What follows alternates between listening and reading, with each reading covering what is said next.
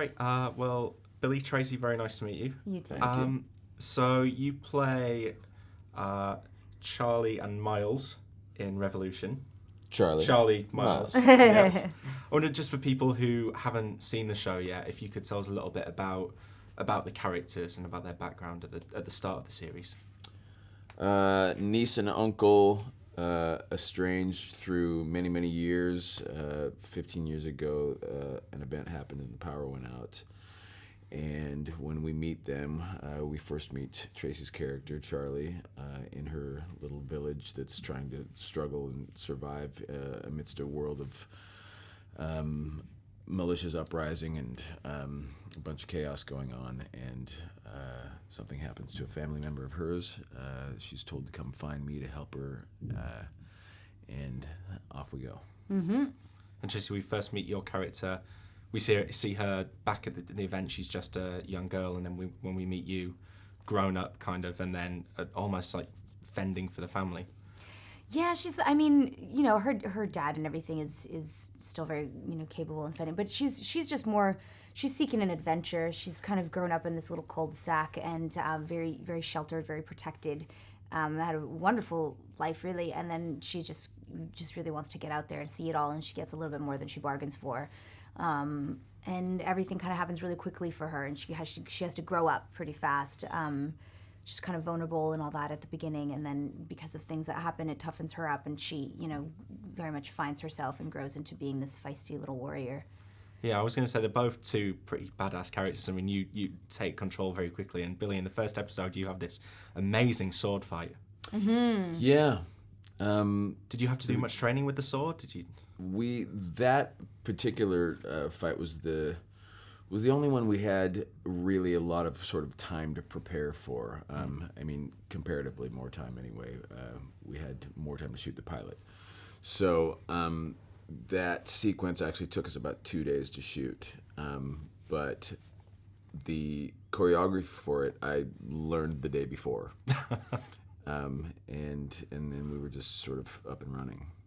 And so throughout the rest of the series, I mean, it's a very kind of like, there's a lot of action in the show. I mean, is that kind of, so you just have to take it in your stride, come in a day and do these sequences and fights and stuff? That is kind of the way it goes, yeah.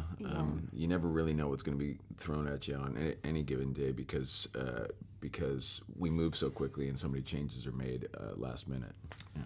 And the show has this fantastic premise, like you said, so it's the power just goes off and we meet back up with you 15 years later. Was that kind of a big draw for both of you, like straight away, just this, because I heard the idea and thought, yeah, that sounds great? Oh, it's a very cool concept. I was instantly very intrigued by it, for sure. Yeah. I can't speak. And I wonder, as you're going through the season, do you personally find the more interesting aspects of the show to be kind of these characters trying to get by in this world with no power, or is it the kind of mystery, the stuff in the background? I think it's always the human element. If you don't care about the characters, then you don't care about the show, and you don't care about the journey that they're on. So, yeah, you've got to get invested in that first, and then the sort of fantasy world comes secondary, for me at least. Mm-hmm. Yeah, it's like, cause it finds to me, you watch an episode, you invest, you like the characters, and if you like the characters, then you're interested in the rest of it. Yeah, absolutely. Yeah, and I just wonder, what was it like for you, Tracy? Because obviously you kind of your first major role, and it's a lead role on a huge network series. What was that like coming in? Oh, man. Well, it was a bit mind-blowing, really. I definitely didn't foresee that happening. I came down for pilot season and really just dreams come true. That's how it happens, kids. Get the first gig you go for. It was not the first gig.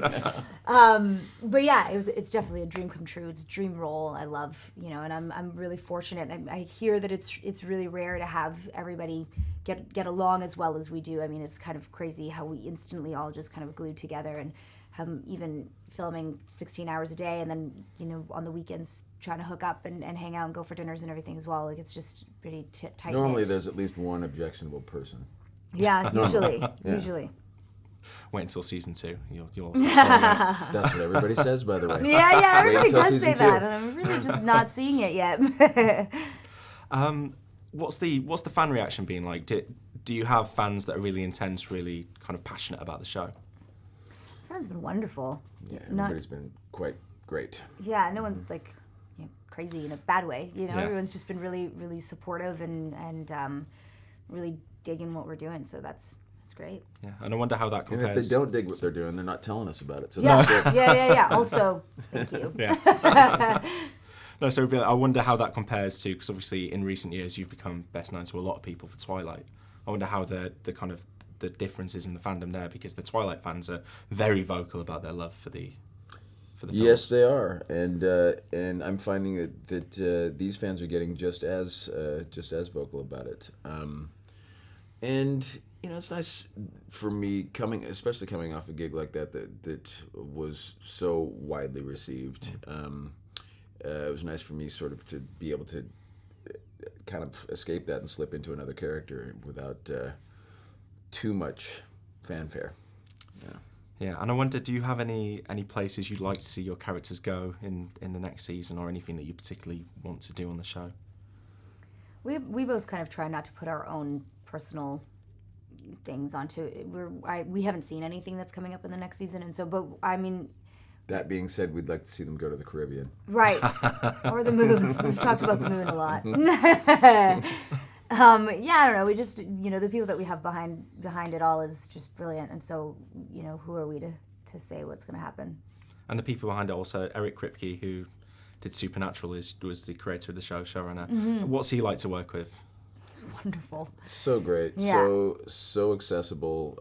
Really seems to trust us with what he's created here, and you really can't ask for a better showrunner or creator than him. Yeah, absolutely.